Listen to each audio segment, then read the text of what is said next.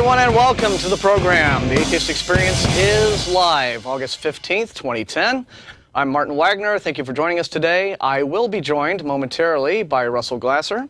He's on his way. I think he's caught in traffic, but he'll be here. So in the interim, I'm just going to lead in and tell you a little bit about ourselves. This show is sponsored, as always, by Atheist Community of Austin, a nonprofit educational organization promoting positive atheism and the separation of church and state. We have weekly meetings every Sunday at Romeo's. It's a brunch, 11:30 a.m., 1500 Barton Springs Road, except for the first Sunday of each month when we have our lecture series, which is at Austin History Center. And the next lecturer for the first weekend of September, I'm told, is Dr. James D., whom I always enjoy hearing from. So go to the website at atheist-community.org to find out a whole lot more about that. Just information will be posted as we get it in detail, et cetera, et cetera. Let's see, other events coming up. There's a whole flurry of them, and they're just all here laid out in front of me. The Nonprofits. Nonprofits Radio is going to be coming back soon at some point. I know a lot of folks have been missing that. Some of us to, shall we say, fill in the gaps while the whole show has been on hiatus for several months, have done a few Renegade episodes. Russell Glasser did one with Lene. I did one about a month or so ago with my good friends, Gia Grillo, Chris Connor. Hi, guys.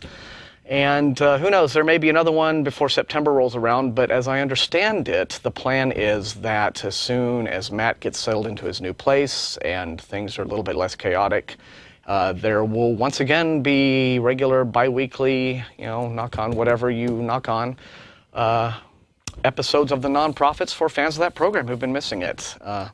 So look forward to more news on that score. The ACA Back Cruise is coming up, I am told. Yes, it's slated for Saturday, September 25th at 6 to 8 p.m. And once again, the website will have information about that. So if you're going to be in Austin, in this area, or you just want to make a special trip down here for that, because we are exactly that awesome, we are worth making a special trip for, then pay attention to the website for more details and information about how to book for that and what have you. And there's a Free Thought Convention coming up. Texas Free Thought Convention is hot on the heels of the Back Cruise. That's October 8th through the 10th. And let's see, Happy Hour Dog and Duck, 7 p.m. as always.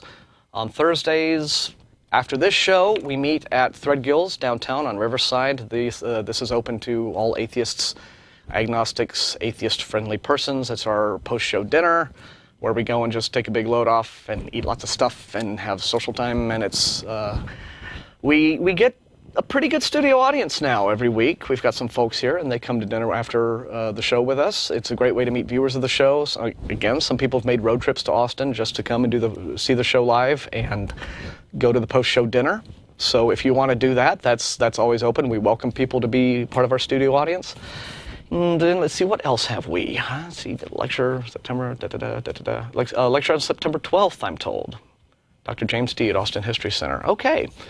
Well, that pretty much does it for the announcements, although you can just, again, check our website, atheist-community.org, for more information about the group. Nonprofitsradio.com is the nonprofits site, obviously, Captain Obvious, and Atheist-Experience.com, the TV show website. Last but not least, atheistexperience.blogspot.com is the unofficial show blog, which has been a bit inactive for a couple of weeks because I think just lots of us have had other things going on in our lives. I'm going to be posting hopefully again here very soon in the next week, but August has just been a really busy month. But our readers keep it very busy. We have great readers on the blog, so by all means, become one of them. Okay, well, while I wait for my co-host to arrive, just say a few things about the program, what it's all about if you are catching us for the very first time, which is unlikely. But this is a live call-in television show. We are here every Sunday, 4:30 to 6 p.m. Central Time. We take calls from viewers around the country and around the world. And lately there has been some rethinking of our priorities in terms of how we take the calls. A lot of folks, a lot of our regular viewers have been with us for a long time. Hello, all you maniacs in chat. They complain very bitterly when we get just calls from folks who are fans of the show. They just want to call up and tell us how much they love us and think we're great and all that kind of stuff. Take it as read in advance that we appreciate all of that praise and all the kudos and all the nice things that you have to say about our program. And Understand that what I think makes the program very interesting for most of our viewers, however, is when we get the theists calling up to challenge us, ask us questions, and sometimes it can be really nice, productive discussions. Sometimes you get a little bit of fireworks on the air. But otherwise, if you just want to call us and give us words of support and praise, what have you, our email at tv@atheist-community.org is ideal for that. You don't have to just bog the show down, tie up the phone lines, where someone may be calling with something really interesting and sort of vital to talk about. And it doesn't always have to necessarily be theist callers, although we do prioritize our theist callers when they get online. Sometimes atheists will call in and they'll have a really sincere question and a very real problem that they want dealt with. And I thought briefly I might talk a little bit about one of those while we're waiting for the calls to line up, and we'll get the number on the screen here in a few minutes. We're waiting for Russell to valiantly fight his way here. One of the most common subjects that we hear from with our atheist viewers and from people who write us in at the email address has to do with the subject of how do I come out to my family?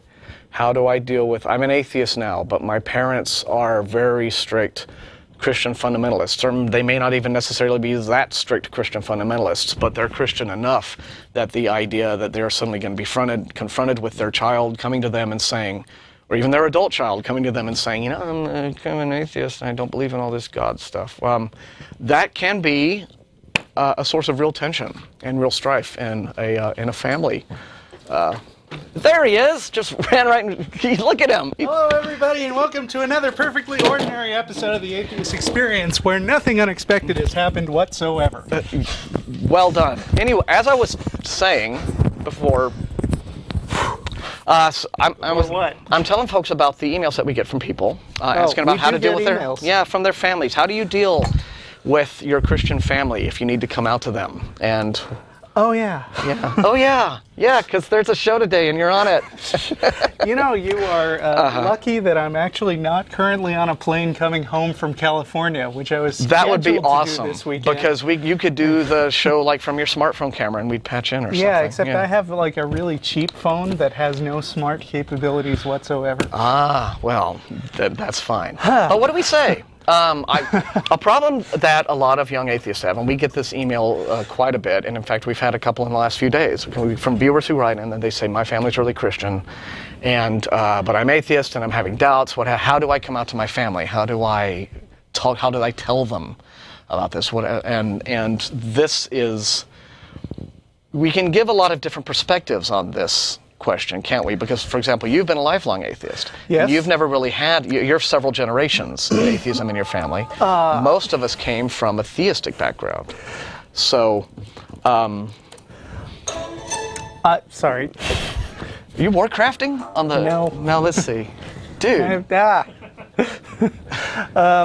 were warcrafting, which is why you're late. I didn't You know were that there was wowing, a show today. and you didn't...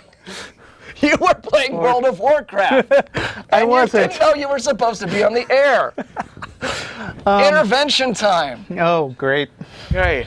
Actually, it's funny World of you frickin' Warcraft. bring up kids coming out to their parents. Yeah, change the subject. No, we're getting back. Subject we're we getting were back on. to the yes. But when the subject becomes to ridiculing Russell for playing WoW instead of being on the show, that becomes the most important subject ever. No, we're kidding. No, seriously. I don't have to take this kind of abuse. Okay. Okay, just kidding. It's all hijinks at the ACA. Yes, so what do we say? What do we do? Live TV with all volunteers. Tell you. No. Yeah, but I mean, I've never had to deal with atheist parents, except that right now I'm in the middle of some dealing with atheist parents-in-law. Okay. And it's got something to do with why I'm not on a plane from California today, but, that is a boring that's not story. a thing that you need to go into details about, but I've been thinking about this a lot, and I was going to do a blog post about it. Mm-hmm. I was also, but I never really all do several. into it. Yes, we could. It'll be fun. We can all do one. Okay. But one of the first pieces of advice that I was thinking about doling out in my great wisdom was be patient. Martin. Be patient and compassionate.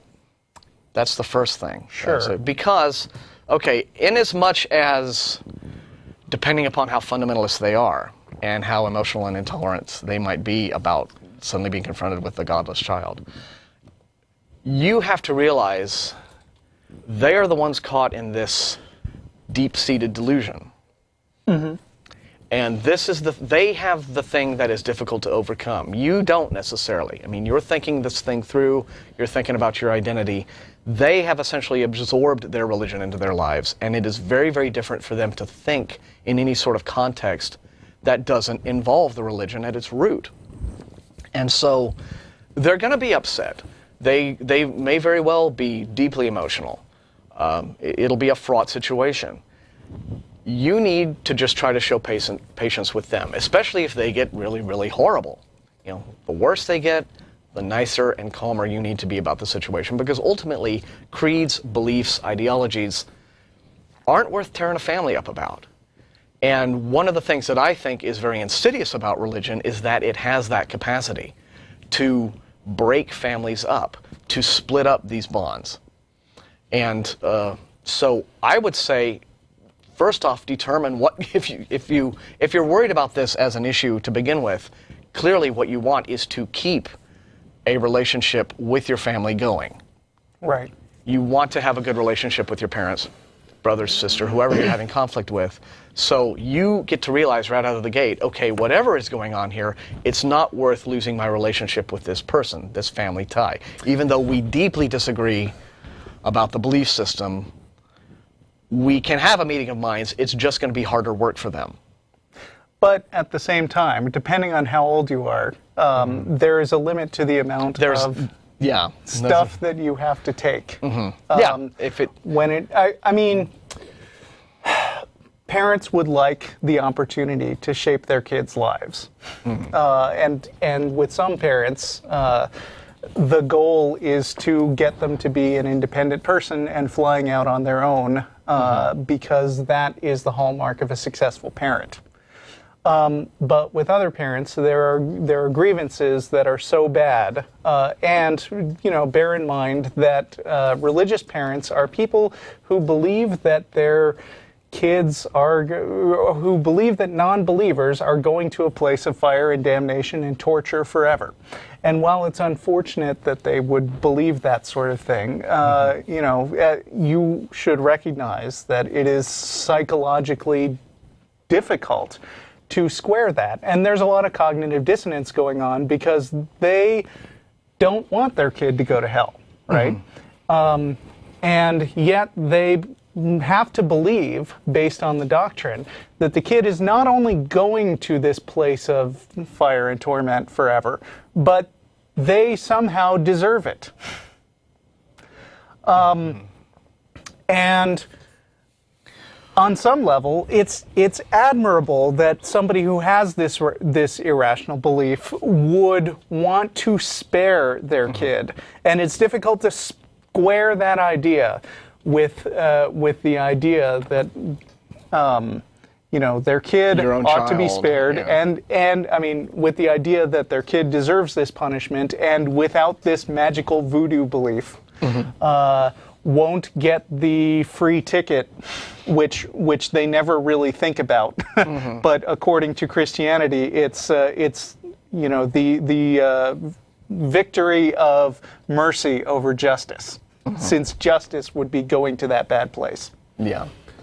That is one reason why the sort of silent agreement that I have reached with my own parents is that religion has become this thing that we just don't really discuss. It's casually mentioned, occasionally it comes up, but my mother especially has swallowed lock, stock, and barrel everything, every aspect of it, hell, heaven, and punishment, etc., etc.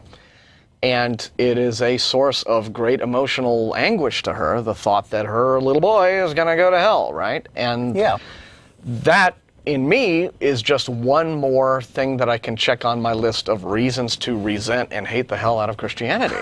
Because it has introduced this unnecessary emotional anguish into her life. She is fearing and becoming distraught over something that she doesn't need to fear. Yeah, now, never having been a Christian myself, I do not I've never had that emotional state where I imagine somebody that I love spending an eternity in this bad place. But I mean, using my powers of empathy, I can imagine that that if I genuinely believed that my son would suffer this horrible fate, then I would be suffering from some crippling fear, because that's a horrible thing to imagine. I even, get kind of heartsick at movies where bad stuff happens to pretend kids. It makes me sad, and it makes me imagine myself in that situation, and I can't imagine what parents must be going through dealing with that nonsense. Yeah, because it's essentially the cruelest form of emotional blackmail you can commit against someone. Telling them, look, all your loved ones, and they're going to burn forever, and et cetera, et cetera. So I wish that there was a piece of one-size-fits-all advice that we could give to our viewers, our atheist viewers who are young and just about to figuring out how to come out and how to deal with mom and dad and brother and sister and what have you. It's really not as simple as that. It's, at the best I could say, it's a situation where you are just going to have to feel everything out, read the individual situation that you're in, read the responses that you're getting, and decide for yourself whether or not it is a subject that should even be pursued. I mean, that is also another option. Whether or not you even decide to talk about religion with your folks, if it is this thing that causes a big upset. Yeah, and it really does depend on the level of your parents' commitment to these beliefs and the age you are. Because, if you're out of the house and living on your own, then it's going to be unpleasant. Just ask Matt and Jeff. They're going to call you a lot. They're going to be concerned for your eternal soul. They're going to go through the same kind of arguments that we get on this show, and not very well, because they're not practiced at it. They're not practiced at it, and they're in this emotionally fraught state, too. Yeah. So. On the other hand, if you're, say, 15, and you're in high school, they still have legal power over you, and they can drag you to church, depending on drag me to hell. What kind of parents they are. And they can do all sorts of things to make your life a living hell. So, most of the emails that we get seem to be, the ones that ask this particular question, seem to be from like college kids. Right. For the most part. We don't hear from too many 40-year-olds. It's in a halfway point, because I assume most of the parents are paying for their college. So there's that huge chunk of money and their life future that they could withhold from them if they chose. And then also... Well, no, I've never heard that particular concern voiced in one of these emails, but although that, I guess, would be a concern. Right, but well, I mean, being a disowned person, being disowned by your parents is different when you're 20 than when you're 30. Well, sure. But I think mainly the concern is just they're not wanting some just major family rift over this. The young atheist is wanting their parents to be simply understanding of their lack of belief and essentially realizing that, hi, it's still me here. I'm no different a person, a human being.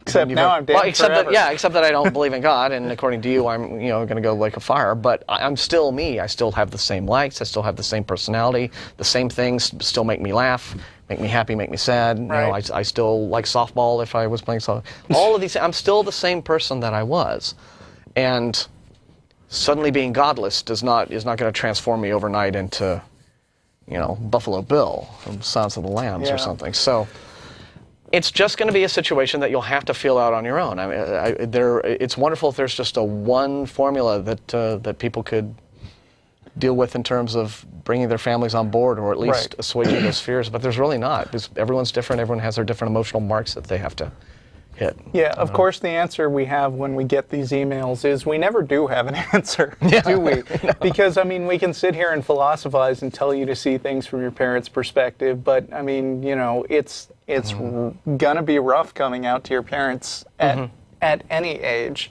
and it's gonna be rougher at some ages, and I don't know, when anybody figures out what the optimal way to come out to their parents and keep things smooth and friendly is, let us know. Yeah.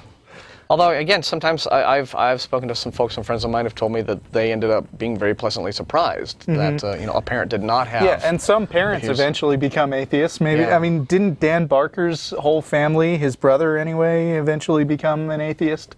Yeah, possibly. I don't know. Yeah, I know. I haven't followed his life too. Yeah, closely, I think. Well, I mean, I read his one of losing faith. Losing Faith. Yeah, and he's got a recent one, Godless, which I think has all the good bits of losing faith in faith, and some new material. So, Okay. All right, that's a good one. Okay, well, if I were you, I would. Shall we do? You're about sitting that time? in the host chair. Yeah. I would go straight to line 3. You want to do that? Yes, let's do. Yeah. This will be Ray in Denver.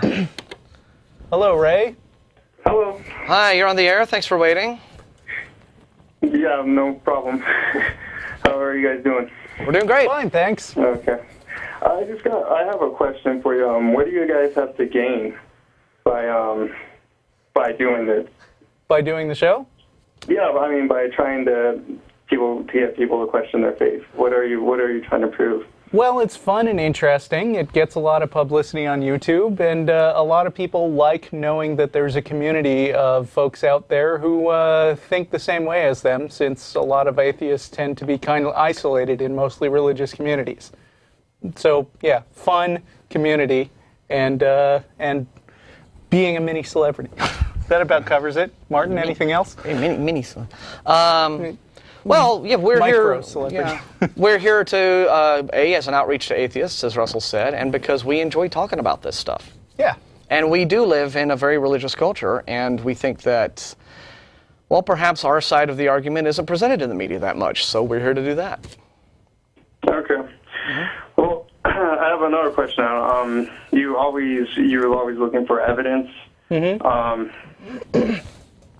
Well, there's the prophecies in the Bible.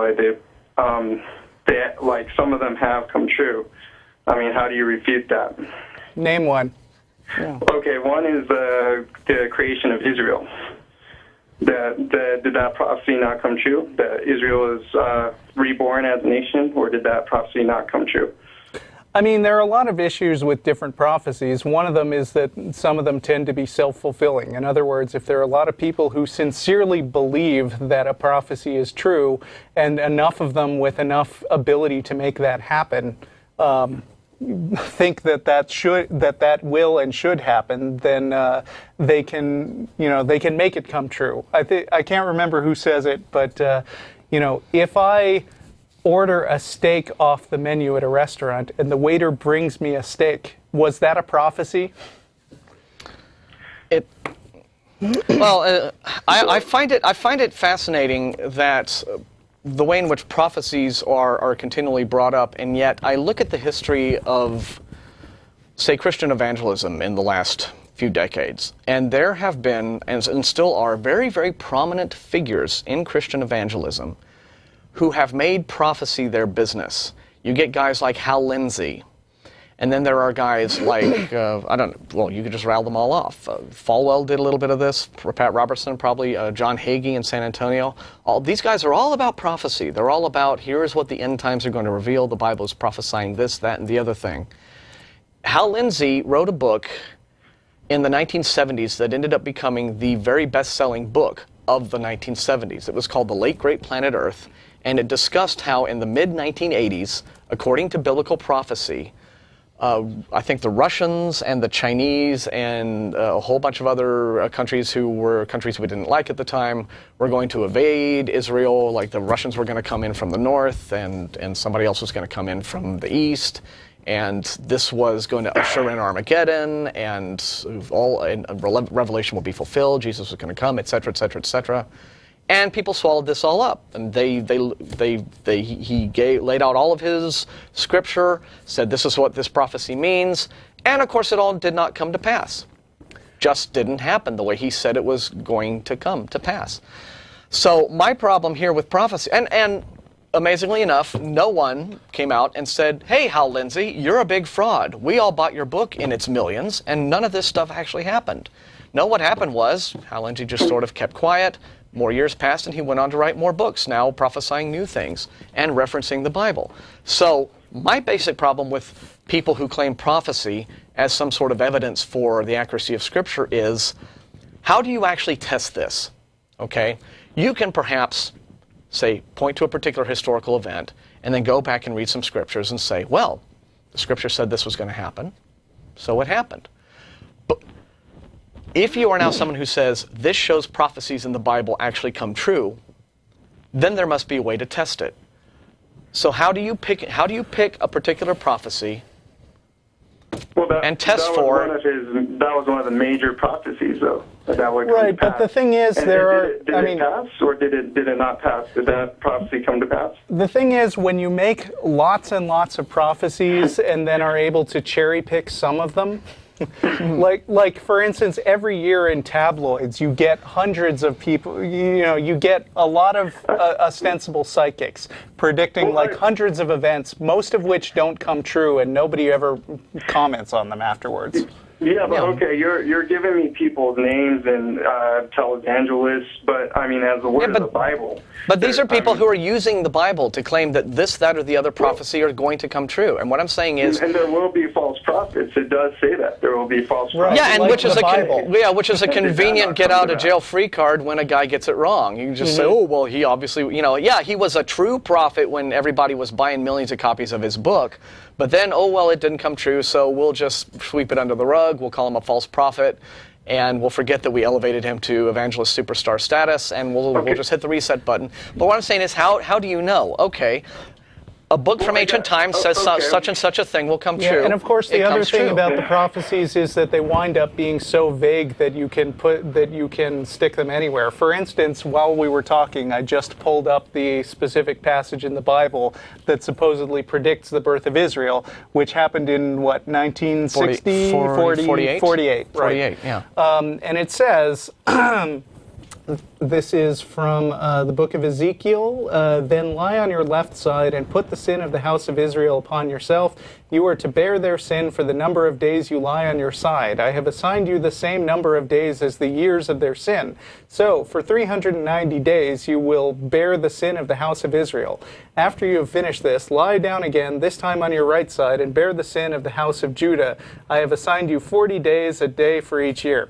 So what this basically points out is that if a literal reading of this passage would indicate that Israel came back about 430 years after it was wiped out, and it was about 1,000 years after that. But if you extend your time window long enough and you have enough people trying to make the prophecy come true, then you can accept pretty much anything. No, there's other prophecies. There's the Valley of the Dry Bones. Aside from that, there's also a prophecy that says that if you're a Christian, you'll be persecuted. And they will hate you all on account of me. Yeah. Were not the Christians persecuted during the Roman times? Right, and I predict that the sun will rise tomorrow and there will be earthquakes in the next decade. Yeah.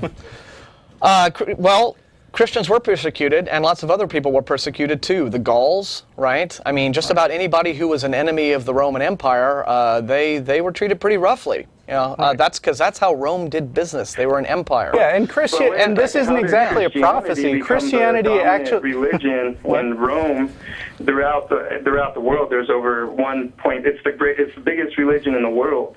Because it became politicized. It would become the most powerful religion in the world. A lot of other religions also predicted they would become the biggest one in the world. We're just here with the one that got lucky. What?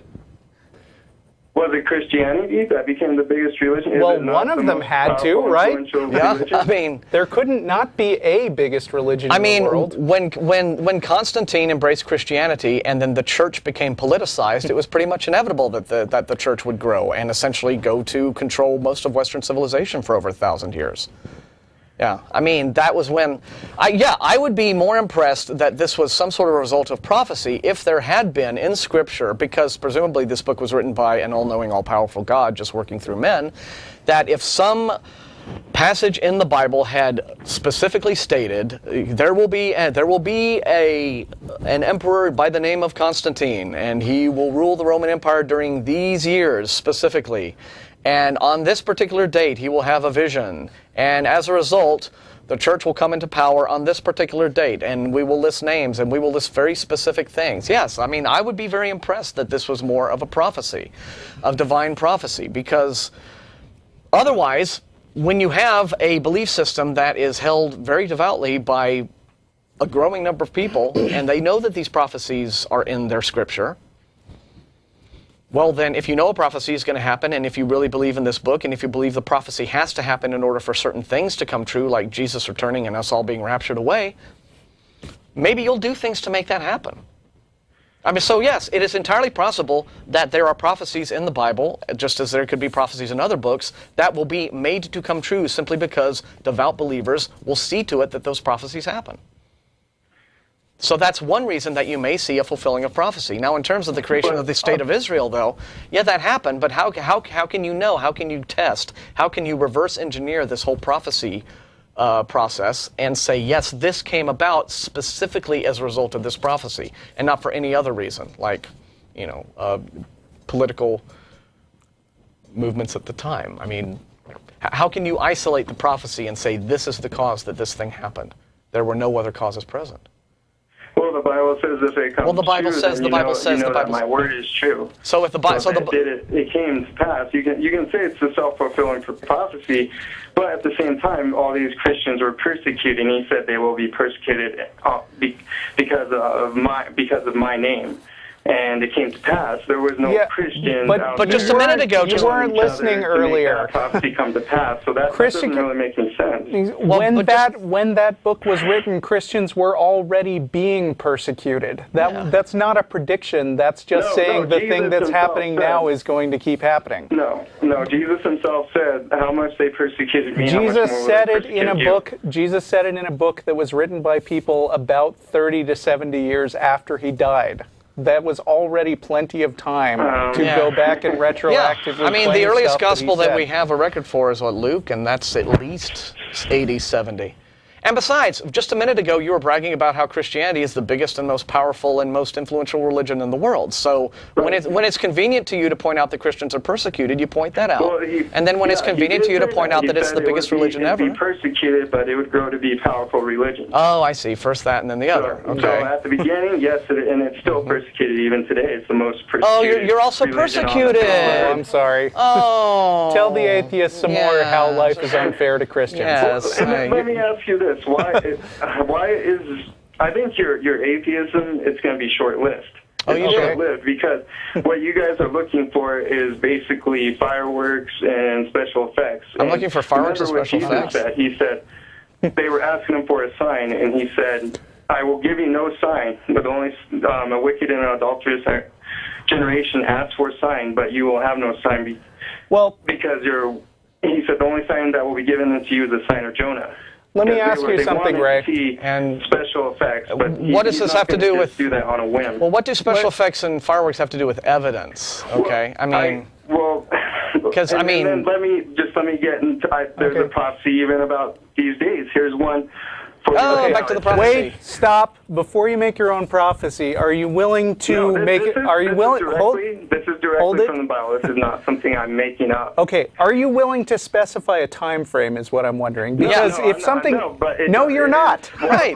That's my point. Look, you scoffers wonder and perish. For I'm going to do something in your days that you would never believe, even if somebody told you. Okay, bring it on. What is this thing, and when is it going to happen? That is going to make our atheism short-lived. What is this big? What is this? In the last days, many scoffers will come, and they will say, "Where is the second coming that you?" All right. And the answer to that question is: How long ago? Died, everything goes How on long ago? Beginning of the world. How long ago was that prophecy made?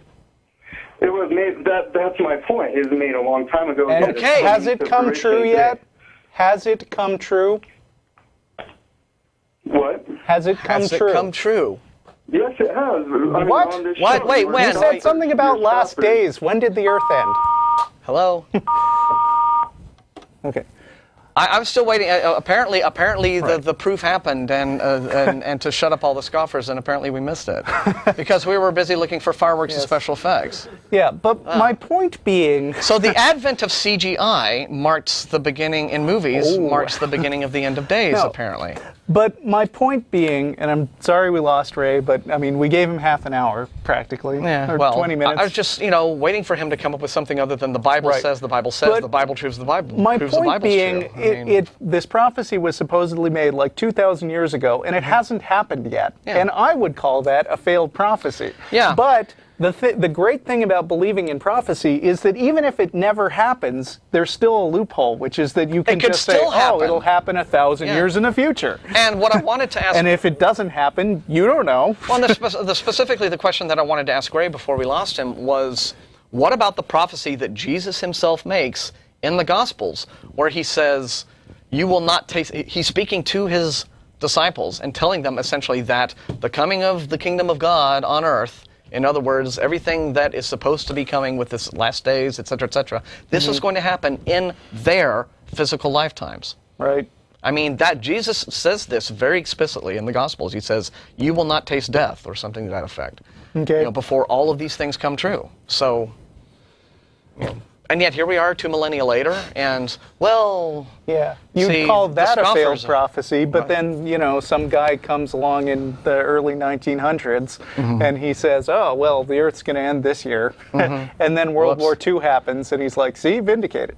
And then, Jeff used to do this thing called the Rapture List. Rapture Report, Rapture yes. Report, That was... where, he would gather up predictions of when the Earth was going to end, and he would note the time when they were supposed to happen. And as those dates sailed past, he would say, nope, Earth didn't end then. Yeah. And those slowed down rather markedly once the year 2001 hit. Right, that's true. Darn it. Just, Yeah, and, those people quietly slinked away. And yet people will still continue to claim that prophecies come true because they're able to count the hits and ignore the misses. Confirmation bias in action. Well, sure. Yeah. Okay. Well, then, Daniel has been waiting a long time. Okay. So we will. Daniel, hello, Daniel. Line 1 from San Diego. You're live on the air. How you doing? Daniel? Daniel? Daniel? I predict that Daniel... Hello? Daniel? Will answer us. Hello? Are you there? Daniel? Hello? I'm not Daniel. You're not Daniel. No. Oh, no. You're I'm a someone false else. prophet. That's fine. Well, Okay. they didn't... Who are you? Oh, you know why? Because I'm looking out of order of the numbers, and they have it backwards, control room. Yay. Okay. We're sorry, Daniel. You are Clifford in Chattanooga, aren't you? Yes. Okay. Clifford. Hello. I'm going to have to Let make me my handle the question really buttons. I quick. fail. I fail at button pushing.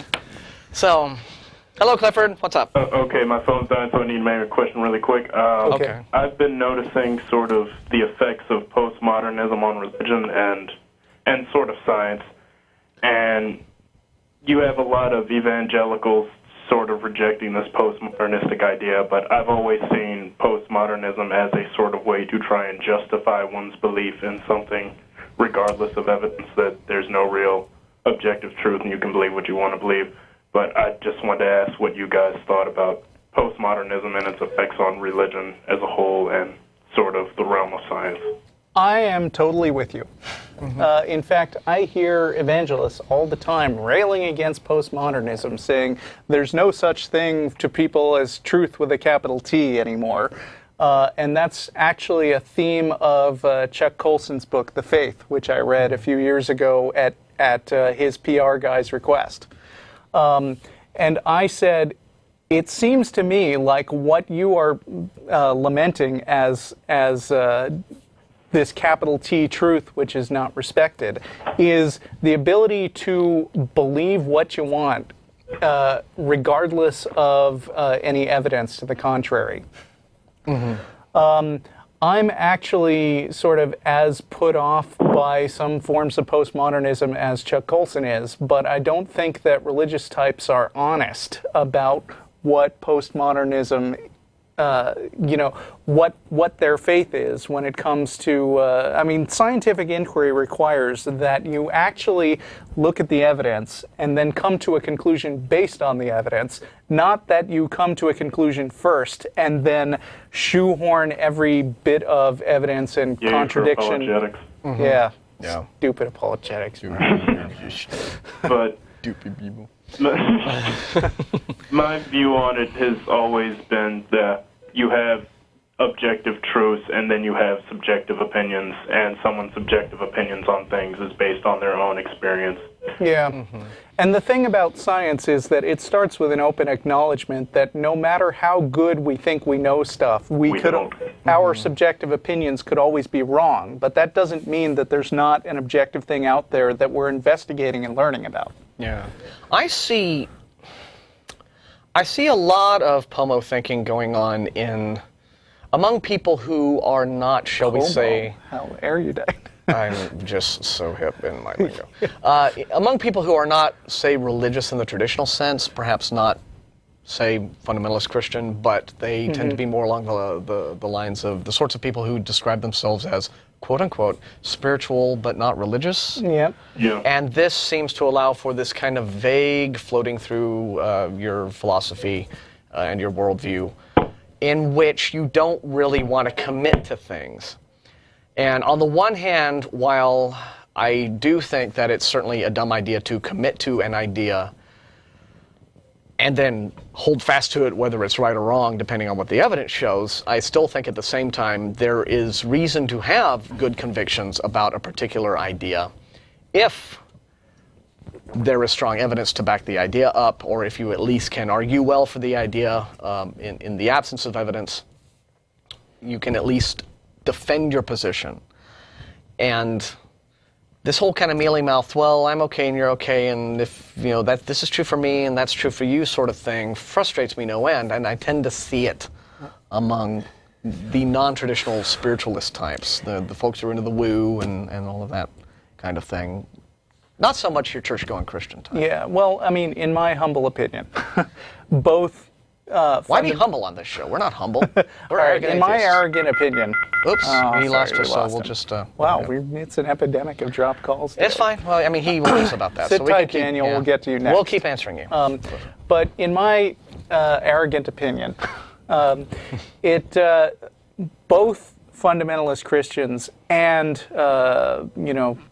spiritual but not religious Christians believe nonsense. But they justify the nonsense in two different ways. And that doesn't, and I want to emphasize every time I say something like this, that doesn't mean I think they're stupid. There are a lot of reasons why people believe in nonsense. I know very smart people who believe in nonsense. But anyway, they justify the nonsense in different ways. Your ultra super fundamentalist, like Fred Phelps, for example, will maintain his worldview by aggressively clinging to his beliefs and ignoring or shutting out, in extreme cases, like Fred Phelps and cults, any dissenting opinion, and just hiding his head in the sand. Or, as what Fred Phelps actually does, I don't think he doesn't ignore or dismiss dissenting opinions. No, he embraces the dissent as a validation of his own worldview. Right, Christians will be persecuted. It was prophesied. That whole sort of thing, right? And if they hate you, remember they hated me first, kind of thing. Right. And so the more angrily and the bigger the crowds are who respond in defiance of his stupid little pathetic protests. I think the most recent one was at Comic-Con in San Diego, where that was awesome. 4 pathetic little people from Westboro turned up to flash their bigoted signs, and they had an entire block on the other side of comic book geeks responding to them, which was awesome. With their own signs. Yeah, with their wonderfully funny signs. But, of course, the Phelpsians and the Westboro types are just going to look at that and go, see there. That validates everything we do. They're not making fun of me because I'm full of crap. Yes. They're making fun of me because Jesus said we would be persecuted. Yes. And they can't help themselves. But yeah, there's that kind, and then there's the other kind who encounter reasonable opposition and just sort of back off from any testable claims and wind up with this sort of squishy, vague, well, you can't prove it's not true, kind of hypothetical, out there belief. Yeah, I just think the wisest thing to do is be open to the possibility that you are wrong about potentially everything that you think you believe. Which I do. But at the same time, be prepared to defend the opinions and the beliefs you do have, And yet if the evidence comes along and shows you, well, nope, see, you're wrong, you have to just man up and say, yes, I was wrong there. Yeah, and if you argue with somebody and you win, then you have another data point showing you might be right. And if you argue with somebody and you lose, you've learned something. Yeah. And that's a very difficult thing that's a bit of kind of intellectual humility that a lot of people have a difficult time hanging on to, including some atheists. I had some arguments on Facebook recently with one atheist in particular who had this completely ridiculous idea, and I just went down the idea and demonstrated how ridiculous it was. And I bet he appreciated that and thanked you for it, right? No, she did not, actually. Okay. To her credit, she didn't block my comments and block me, but it was still this difficulty in trying to get a point across. And then later on, this person was saying, oh, well, I'm always the first person to admit when I was wrong, when throughout the entire conversation she hadn't been doing that. So that kind of self-flattering dishonesty wasn't. So people do that. Atheists are not immune. Just be aware. And we are now with Daniel online too. Monologued long enough. Daniel, sorry about that. Shut the hell up, Wagner. Daniel, hello. Hi, can you hear me? Yes, we can hear you. We can hear you. Okay, cool. Sorry, that was confusing before. Yeah, we were sorry. Blame him. I just wanted to ask you guys a question. What do you think about people who say that if you don't believe in God, your life has no purpose or meaning or reason, or if this existence isn't intelligently designed and it's an accident or a mistake? If I were you, I would read Bertrand Russell's The Conquest of Happiness. I think, the problem is that if you don't believe in God, then you don't have this ready-made package of stuff that you're supposed to be doing. You don't have somebody to tell you, this is your purpose in life and this is how you should live, even if those rules are dumb.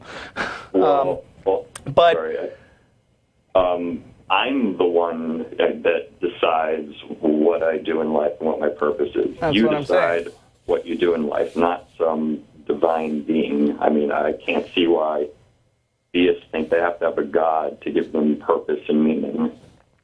Right. And I think the best answer to that is to just laugh at them, and go on living your life and enjoying the things that life has to offer, and working to better yourself and have fun and pass on a legacy to your kids. So or you can just show who cares them what they think. Or you can just show them outright that isn't true. I mean, someone says, "Well, your life is just meaningless." You can just point to your life, and presumably, if it isn't meaningless, and say, "But look, it is not so. Right. I have a career that I love. I have a family that I love." And if you're feeling feisty, you could ask, what is the purpose to life if all it is about is pleasing this tyrannical, crazy guy in the sky who has apparently mapped out everything for you and has a divine plan that no one can change? Yeah. Well, I think this goes back to something that we've talked many, many times about on the show, which is that one of the things religion does, and particularly Christianity does, is that it is all about, George Smith in his book, Atheism, A Case Against God, says that Christianity has a vested interest in human misery. And what he means by that, of course, is that what Christianity does is, what religion does to hook people in so deeply is it wants to deconstruct your self-esteem in order to rebuild it in such a way that the religion is now at the center of it. So you become dependent upon your beliefs for your happiness, for your sense of purpose, etc. And so the people who then go on to say, but without all this stuff, gosh, life must just be mean. These are simply people who have bought into that whole thing. They have come to believe and accept that, yes, their lives are in fact meaningless and bereft of any point whatsoever if it weren't for God, if it weren't for Christianity, if it weren't for the church, if it weren't for this. So again, I think that's a very insidious thing that religion does, but that's how they hook you. That's why it's so hard to break free from that hook. Yep. I know a lot of people's belief in God gives them a feeling of self-importance. It helps them therapeutically. So when they come across someone that doesn't believe it, that's kind of why they think they have no purpose or meaning. You guys have other callers waiting, so I have one more quick question. Do you think it's ever possible within the next 100 years or so for an atheist to be elected to some public office? Not necessarily the presidency, but right now, atheists have no chance. I mean, if you don't accept the claim that some God exists, you're not fit for public office. And do you think that'll ever change? I'm going to say outlook cloudy, ask again later. Yeah. But then on the other hand, I will cheerfully do what the Christians do and say, sure, 100 years from now, an atheist will be elected president. No, at some point, but this is how you do prophecy. prophecy. Wrong, try and hold me accountable. This is how we do the prophecy. We don't set a time frame. We just say it will happen. Yes, and then, eventually. And at a certain point, right? Well, never say never, right? But here we are now on the cusp of possibly... if the court case goes well, we may very soon have nationwide same-sex marriage legalized, and this was certainly not something that would have been imagined even remotely possible as recently as a decade ago. So we have an African-American president. This was not something that people would have thought possible long ago. So I'm pretty sure there will be a woman president before there is a gay or atheist president, but I don't know which of the other two will come first. I'm going to hold you to that prophecy. Yeah. So, right. I mean, who knows? Eventually, maybe. Yeah. Just attitudes do change. So. Okay. Yeah. I mean, right now there's people who have this superstition, and if anyone else doesn't buy into it, they're not comfortable with having that person make decisions for everyone. Which is, I think it's unfortunate, because whether you believe in God or not has nothing to do with, how good or bad of a person you are, or what kind of a public servant you be. Look, I'm pretty sure that I've heard of at least one country that has elected their national leader who does not believe in God. Australia, the new Prime Minister of Australia. Yeah, Australia has an atheist. So, I mean, minister, I believe. we have empirical evidence that it's possible in some places. So the real question is, when is America's national attitude going to catch up to the rest of the world? Yeah. Or when is the rest of the world going to catch up to super progressive Australia? Although, again, she just disappointed a whole lot of people down there by coming out against the same-sex marriage thing. So, well, yeah, that was, there will be probably her own political preference. So, but it's still, yeah. So anyway, yes, we both prophesy that it will happen at some point. Okay. Well, we're not nonprofits. I'm going to let you guys move on. Okay. Well, thank you for your call. All right. Martin, before I came in, did you manage to get out any announcements?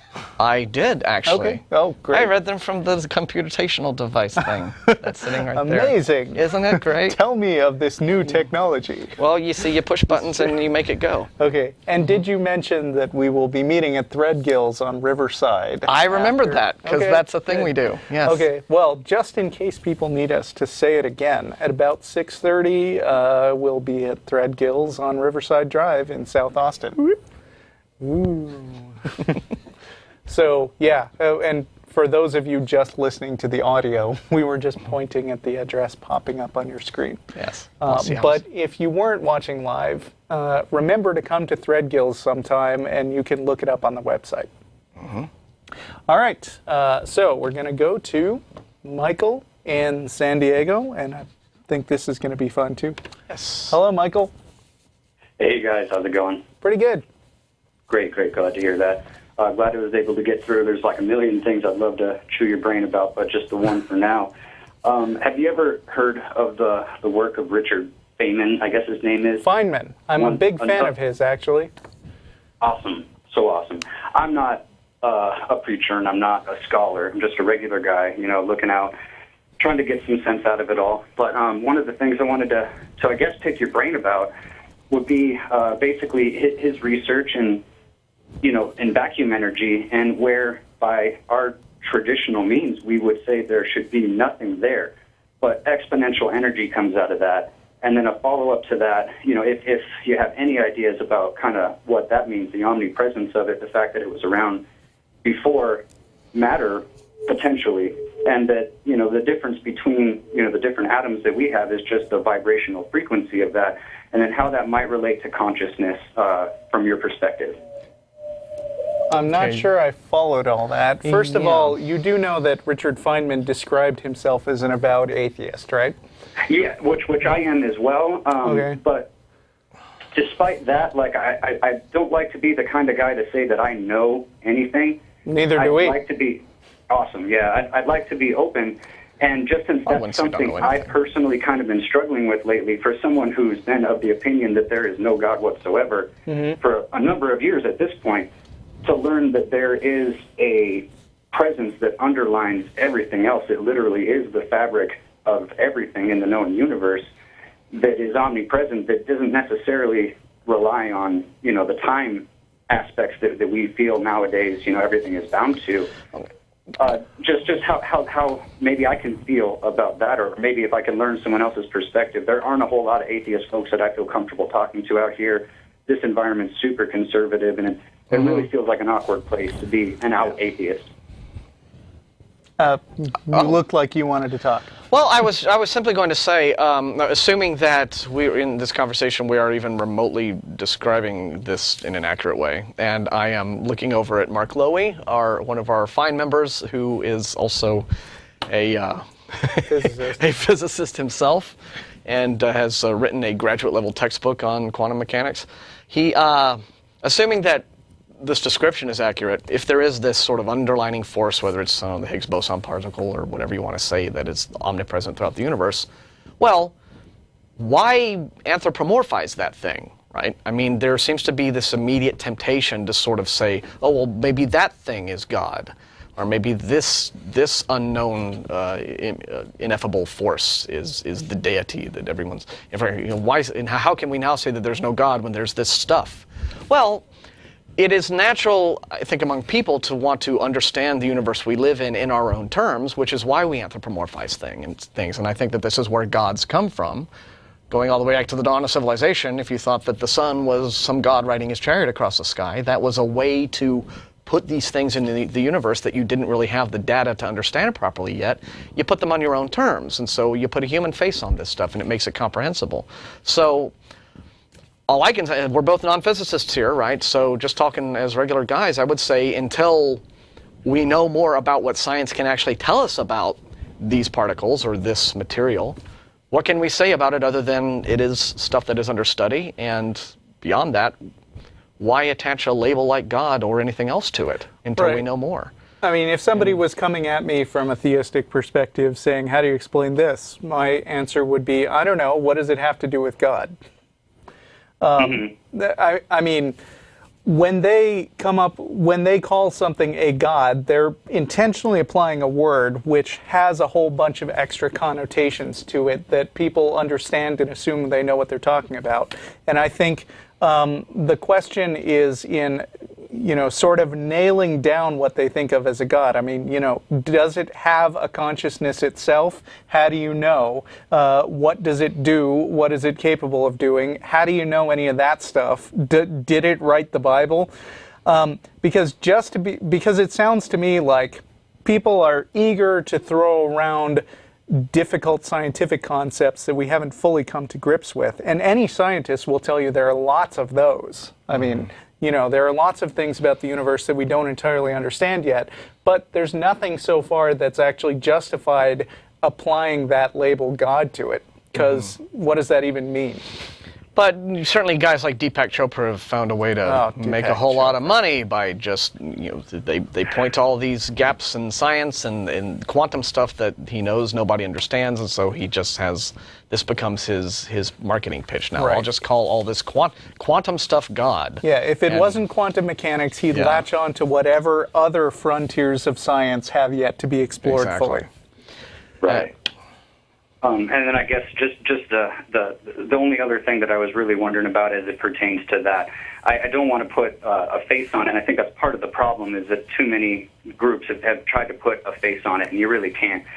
But in the spirit of, spirits, I guess, and when people pray, it doesn't matter if you're a Jew or a Muslim or a Christian or a Mormon, people have kind of seemed to suggest that at least intention does have an impact on matter.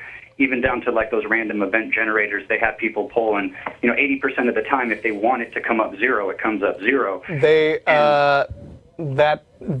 experiments don't actually bear that out.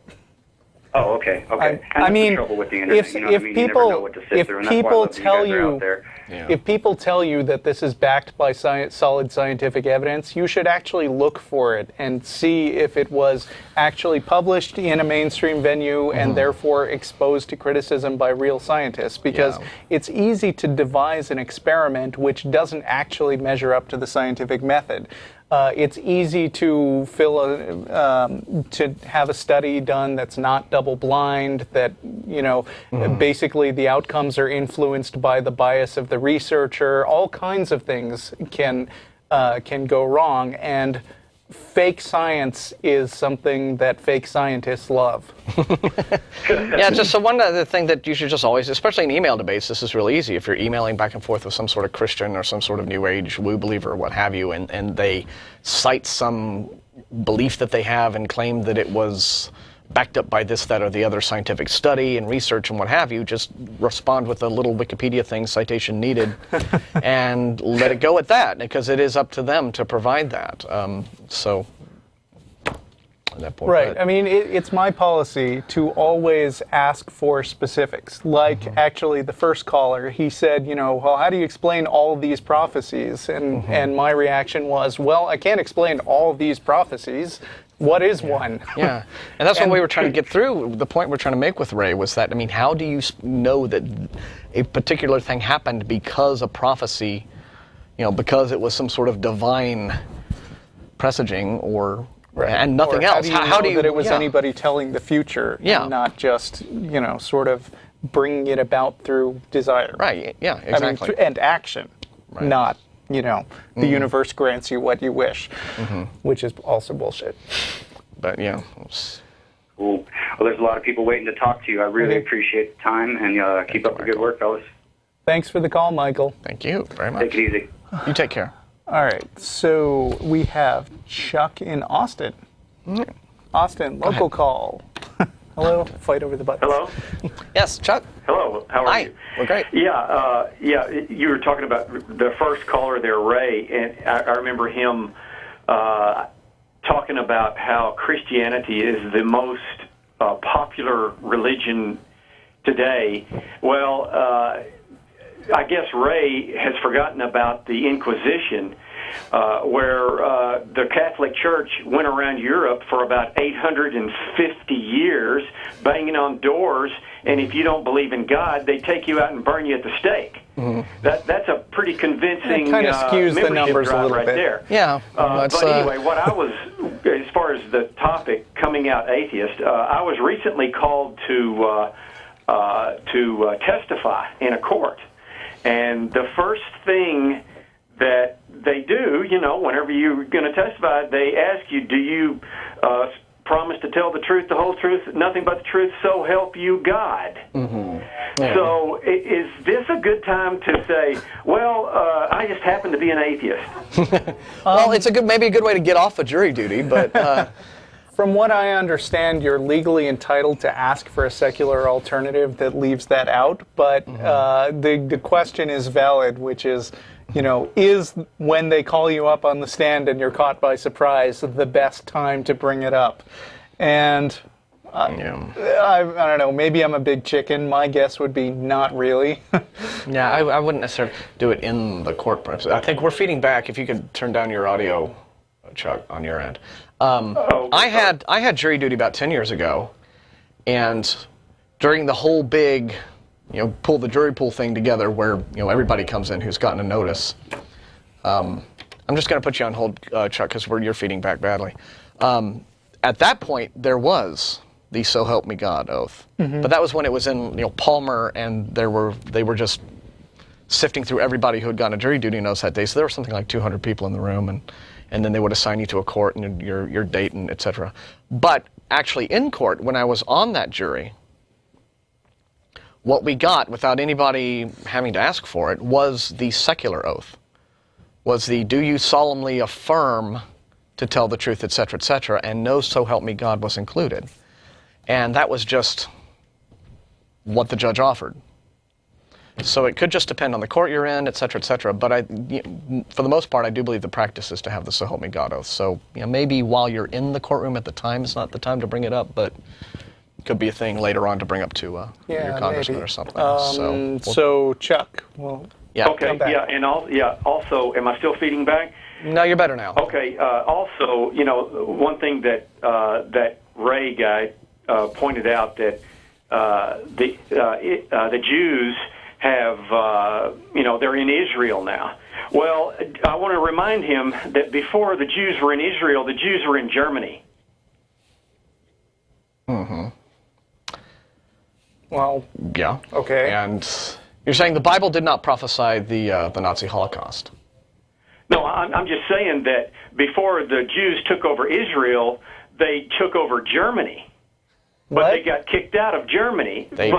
So why didn't the Bible? Hold on. Wait. Let's go back to that other thing. Germany. Go back to that other thing. When did they take over Germany? Yeah, when did they take over Germany? Well, that was why that's why the Jews were so hated in Germany. Okay, I'm not going to deal with this. Excuse me? Whatever. Yeah, not quite sure where that came from. I mean, there was a European Jewish population like there always had been. Hello. But in terms of taking over Germany, no, I think that the National Socialists did that in 1933. Yeah. And then before that, it was, the post, after the Weimar, there was I don't think that there was any, you think you can just read a history book on that one, pal. Okay. All right. That was strange. We jump to line 3. Let's do that. Alex in Austin. What? Well, Michael's. Okay. Well, we'll do it. Alex. Hello. Hi. I meet after y'all do at the library. Okay. Matt wanted something from a book, and I got the address for it today. Okay. Yeah. And this is it. It's written by Harper and Row Publishers. Okay. Yeah. 10th East 53rd Street, New York, 10022. We don't need to know the citation. What exactly is the book? We don't. It's Gerald Mann's book, and he wants to read it. He wanted copies. He said, call me and try to get hold of him. Not just give me the number or something else that I can. Okay, and so you found a book for Matt then? Yeah, that he wants. Okay, well, we'll let him know. Okay, Alex found your... And if y'all will give him the address, we can get it right and get the copy of the book. Okay, but don't give it out on the air, please. Yeah. Send me back to the operator or whoever y'all got on the switchboard, and I'll give it to him. Okay, I'll put you on hold. And that's... Yeah. We're here to serve. That was not the call I was expecting. No, because it said there's something else there. So in the interim, Michael wants to actually talk on our subject that is presumably down there. So we have a different Michael in Nashville. Yes. Michael, in Nashville, you're on. Hey, what's going on, guys? Good. Nothing. It's just hijinks and tomfoolery. I actually had a little story to present on the topic that you guys had. I didn't want to take more than 5 minutes because you guys got other callers. Okay. Coming out experience, I'd actually been an atheist before this experience, but my grandmother is the one who adopted me when I was a newborn, and she raised me to be a Christian. And from age 4 all the way to age 15, let's say, just Christian, she had me watching this at-home show, but, whatever. Anyway, I began questioning my faith at around 16 and wasn't really believing at 21, and then I became, I did a lot of studying like Matt did, and I didn't talk to it. I didn't talk about it to my grandmother, and eventually just got to the point where she kept trying to shove these stories of the Bible down my throat. And it's like, I'm sitting there thinking to myself, Mom, I know this stuff, okay? So one day I finally just got back at her and said, look, it's not real. And well, that's, blunt, but, yeah. Okay. She snapped. This woman, this is an old lady, okay, 70 years old. She snapped. Her face turned red. Tears were streaming down her cheeks. She was screaming at me. She was in my face. She was telling me, you're going to hell. And I was scared. I seriously was scared. I thought that she was going to strangle me for a second. And the main point that I'd like to bring up is there's no real way to inform anybody that, it's quote-unquote safe to come out around your people, or your people, your family, whatever. Mm-hmm. Yeah, it sounds like in your situation, taking the less blunt approach would not have made her any less reactionary. How's your relationship with her now? The relationship's okay. I wrote her an email, apologized, and that was it. She still knows that... How long ago was this? This was a couple of weeks ago, actually. Oh, okay. So the wounds are still fresh. Kind of. I think there's still some glass being walked on, but, Yeah, well, the thing is, I know a lot of people now who have had to have this coming out thing, and it seems to me that there is not one story that did not involve a significant amount of conflict and heartache, but there's also not one story, except for yours, because it's not done yet, that in the long run didn't sort of settle down into, grudging dealing with it. Mm-hmm. Yeah, this is why, the best we can tell folks who write us in, and I guess your experiences seem to confirm this, is that there's really no big one-size-fits-all piece of advice to give. You just kind of have to read what's going on in your own sort of family situation. And sometimes their family dynamics are going to be such that you just can't. But you said what you said out of a sense of frustration that, she was just hammering you with this stuff. And as Russell pointed out before, there's a certain limit that you reach when you kind of say, all right, look, meet me halfway on this. But it's very hard when someone is that. Religion is not about meeting anyone halfway. And so when someone has been that absorbed into it, yeah, you're going to get that kind of, and you're going to see a side of a loved one of yours that you're not going to like very much. But this is why I say to folks, okay, if you can't be compassionate and patient, at least be understanding that they are the ones who have this really debilitating delusion to overcome, and they're the ones who are having a hard time with this. So not have you, compassion and empathy. Yes, while you punch them. Yes. Right, and the whole empathy thing is, I've tried to understand why she believes what she does, and the belief in a God and that all the things in the Bible happen. She believes the Bible word for word, and I just can't believe it. Seriously, unicorns, demons, angels, gods. Zombies. Come on. That's stuff that you find in games like World of Warcraft, Russell. Hey, now.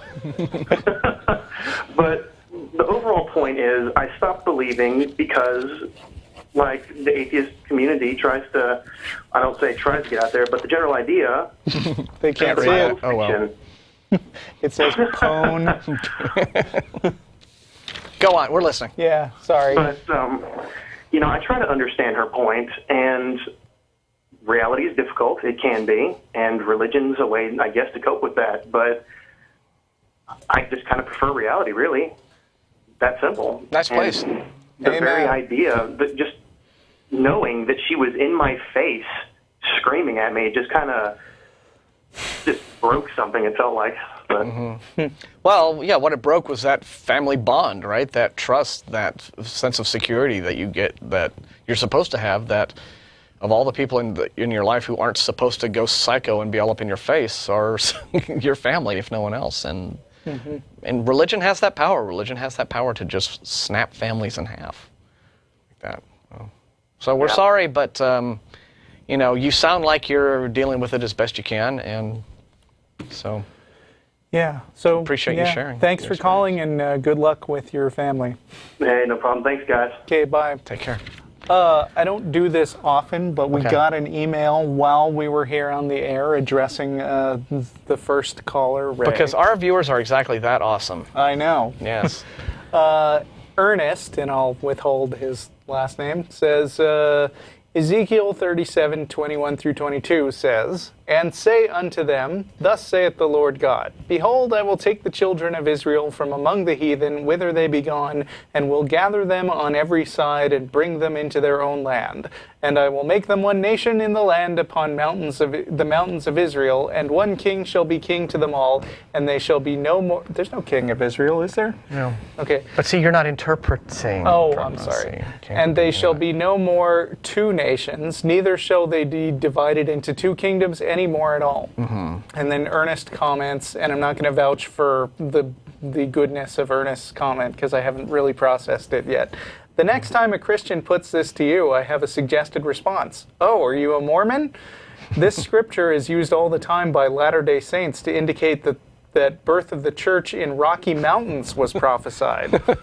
I imagine this will throw the caller off if they are not Mormon, and it will make the point that scriptures are open to lots of interpretation and are used by different people to indicate different things. Yeah. But another thing that those passages also indicate is that this is bringing the two nations of Israel that were at the time, right. It was Israel and Judah, right? Yes. Bringing them together and unifying them, which is not really what was going on after World War II. I mean, that's not what the situation that was being dealt with in 1948 specifically, right? So it seems to be talking about political realities at the time the book of Ezekiel was written, and not about political realities 2 millennia later or more. Right, and did this have, was this actually, I mean, does this actually deal with the creation of Israel that happens in the Bible? I'm not sure, because I'm not sure of the context. Yeah. But anyway, I don't want to speculate. I'd rather go back and read and figure it out later. But thanks to Ernest. Thanks, Ernest. And we have another local caller. Jake is on line 1. Jake? Yes. In Austin. Even though my friend's an atheist, she still worries about this war and why it started and how it started. See, which war? Wait, which one? Because there's a few going on. The war, I think there's still a war in Iraq. Oh, there's that one, yeah. All right. Probably That's Afghanistan, the one too. I was talking about. That's why she's so scared of that one. Yeah. Because she has a uncle that's stationed over there. I would be scared, too. Yeah. And, you know, even though she's atheist, she still comes to me for comfort. And wait, and you are not an atheist? No, I'm actually Baptist. All right. Okay. But I assume you're a good friend also. Yeah, I'm a very good friend. Okay. Actually, well, cool. Well, good. I'm a friend of her family. Her mother treats me like I'm her own son. Oh, that's nice. That's sweet. And when I'm worried about stuff, I also go to my good friends, regardless of their beliefs. Yeah. That's what friends are for. And I tell her, you know, a war's a war. That's a very astute observation, yes. And also, I think that the president, before Obama, knew about the 9/11 incident and didn't do anything about it. Well, I think that one is up for some debate. But yeah. That's what started most of these wars. Oh. Okay. Well, I'd put it a little bit differently, okay? Okay. I would say that President Bush, whether he knew, and to an extent, I think that, okay, it is a known fact that, we're certainly not going to get into frickin' truthism here, but yes, there were memos circulating from intelligence that Al-Qaeda in the summer of 2001 was going to plan some attack, and reportedly the administration at the time, the Bush administration, didn't do a whole lot to stop that, or didn't take the warning seriously or what have you. So consequently, we got hit. And this ended up being used as the pretext to invade Iraq, which was a country that had nothing to do with 9/11, but which the administration and was acknowledged by Bush later to have nothing to do with 9/11. But they were wanting to invade Iraq anyway because they wanted to depose Saddam, get a pro-U.S. So see, your cat even agrees with me. It's a sort of, So yeah, so there's a complex politics going on there. But getting back to the original thing, yeah, I mean, certainly your friend is worried about her uncle, and so we're glad that you're there to, you know, be a friend to her and all that good stuff. So hopefully her uncle comes home safe and sound, and we get this stupid war over with. And I had an uncle, how do I say this? I had an uncle that used to work in the Pentagon, the one that was hit. Yeah, as opposed to the other one, right? And I wanted to know if, I mean, he's already dead. I already know that. There's no getting him back. I'm sorry to hear that. Right? Sorry to hear that. Unless Christianity is true. But and And I'm like, you know what, Bush can do, even though he's out of office now, he can do whatever he wants, or so he thinks. Okay, he can think that. That doesn't make it a reality. Yes, let's hope that that is not the case, shall we say? I mean, I hope it's not the case. No. Yeah. 'Cause Okay. So did you have a question for us concerning your friend? Actually, yes. Okay. How do I tell her without, hurting her feelings, saying that her uncle will possibly come home? Well, I mean, you don't know that. I mean, it's nice and comforting sometimes to make up an answer which the person wants to hear and is comforting, and a lot of people are happy with that. But it's a question of how much you value accuracy over making someone feel good about themselves. Yeah, I would say maybe the better thing to do would be to just be there to listen, to be someone who listens when she just needs to talk and needs to vent. Yeah, because when people are worried about stuff, they don't always want you to either tell them what they want to hear or, or fix stuff for them. Sometimes they do just want you to listen. Yeah, so, that could just be all she needs. Just to... That's what good friends do. And just a reminder that her uncle's a very brave man, and he is, and she should be very proud of him. Even though the war is nothing to be proud of, at least he's serving and he's out there risking his neck. So, she can at least be proud that in knowing that she's got a brave man for an uncle. Of course, of course. So, all right. Well, so anything else? No, I appreciate your help, though. Yeah, well, thank you, Jake. Thanks for calling. Yeah, you take care, and our best wishes to your friend, too. And her uncle. Likewise. All right, just keep going down the line there. Why with not? Neil in Toledo. Neil? Hello? Yes. Hi, you're on. All right. I had two questions, and I guess you probably, won't have time for both. So my one question, you can decide which one you want.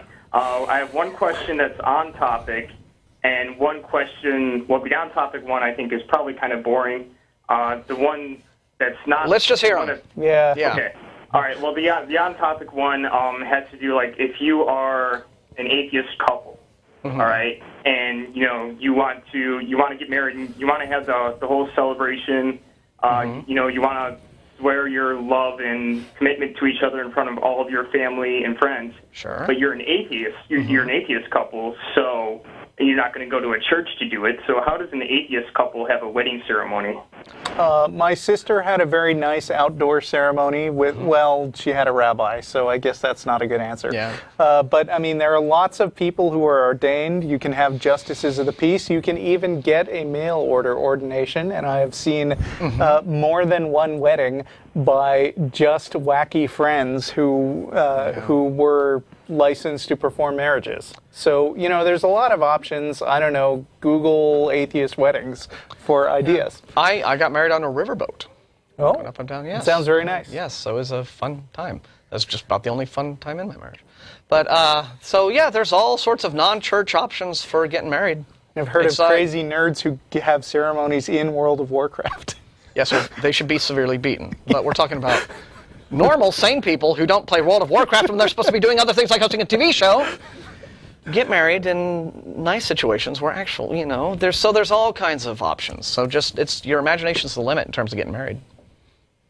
Okay. So, go scuba diving or something, get married underwater. Yeah, you don't even need a ceremony, so anything that you stick on to some person saying you're now married is just totally up to you. Yes. You could all dress as mice, or just whatever you want to do. Just no limits to how you marry. So. Okay, get out the last question, and then we'll move on to the last caller having after too much you. fun with that one. Go. Okay. The other question is, how would you be able to explain naturalistically how a Buddhist monk is able to burn himself to death in protest? Would this not be evidence that the consciousness can leave the body? Well, your question is written on screen is, how do they not feel pain? I bet they feel a lot of pain. I bet they do, yeah. I bet they feel a great deal of pain. They may have drunken themselves into a stupor before doing the whole setting themselves on fire thing. I don't know. I just would say that while that may be a legitimate, if rather extreme form of protest, I think it's quite simply nuts and, not something we'd condone. Because I suspect setting yourself on fire, there's pain involved. Yeah, and, I mean, there's plenty of ways people could actually not feel pain, like if they had no nervous system or something. Yeah. But, I mean, certainly nothing that requires a supernatural explanation. Yeah. Anyway, thanks for calling. Thank you. Hope we answered. And, okay, Simon in Grand Rapids. No. Did we lose him? Okay. Oh, wait, no, that's fine. I'm still here. Okay, we got like a minute, Simon. Sorry. No, we got a couple minutes. Okay, I'll try to make it quick. A few episodes ago, you had Daryl Ray on regarding talking about his God virus book. Yes, I remember that show. Yeah. And I went to a CFI lecture when he was in Michigan, and I could see his point, but I also saw a lot of problems with it as far as explanatory power. Yeah, me too. Yeah. He was a nice guy when he was on. He gave credible defense of his position when he was on the show. I've since read some of his book. I haven't read the whole thing. Yeah, I mean, my question to him on the program still stands, which is, why is it more helpful to think of ideas like religion as memes rather than just you have ideas that catch on, you have ideas that don't catch on. Right. Some, there is. Let the caller talk. So. And I had an alternative suggestion. If I have enough time, I'll try to make this correctly brief. Okay. I had the misfortune of working at GNC for about 3 years, which they sell a lot of homeopathy and a lot of BS, and it took time as I learned about it and went to like Stephen Barrett's Quackwatch website, realized it was all pseudoscientific bullcrap, and I quit. Mm-hmm.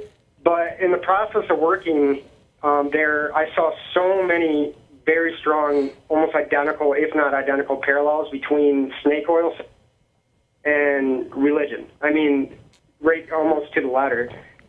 For example, a lot of it was creating an imaginary problem or finding a real problem. And, of course, discrediting the experts while you're at it, like scientists in modern medicine, and offering a BS cure for it. And it seems to me religion, if not all of them, has found a real problem, death, and are selling a BS cure for it and trying to make systems that make you dependent on that religion. Do you see what I'm saying? Yeah, I do. I mean, if you go to... there's some websites and stuff regarding that. The MDs, non-profit websites, the MDs are devoted to it. And you go right down the letter. Right when I quit, I actually said, I can't do this. I've researched this, and there's enormous amounts of peer-reviewed research that says this is all nonsense. Mm-hmm. Well, and his response was, well, if you believe in it, or the other one was, well, you can't read about that stuff too much or you'll start believing it. Yeah. Identical. The thought process is exactly the same. Yeah. Well, if you can sell somebody hope, you've got a sale. Right. So. They're also similar in the fact that both of them make a lot of money for the people who position themselves right. Very true. Very true. Anyway, we're done. Out of time. So thank you for the call. Thanks. Good observation. Thanks to our great crew. Meet us at Threadgills in a little while, and it's been a blast. And thanks. A memorable program. Bye. Bye.